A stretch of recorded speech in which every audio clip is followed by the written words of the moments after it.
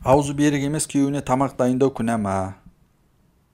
Енді бәріңізге белгілі, ораза тұту кейбір кісілерге ораза тұту парыз болмауы мүмкін.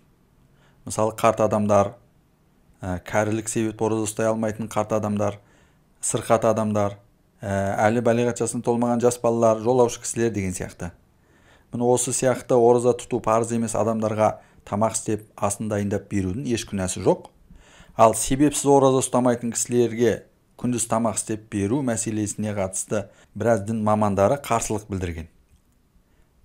Яғни Рамазанда ораза ұстаушы әйелдің ораза ұстамайтын еріне тамақ істеп беруіне дін мамандары қарсылық білдірген.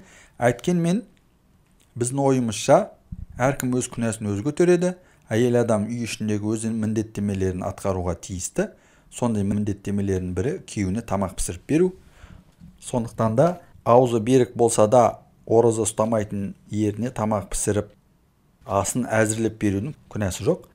Енді осы тұрғыда ораза ұстамайтын отағасы да өз кезегінде әйеліне түсіністікпен қарап, анша-мұнша асын өзі дайындап ішіп, осылай ауыз бекіткен әйеліне демеу білдіргені жөн.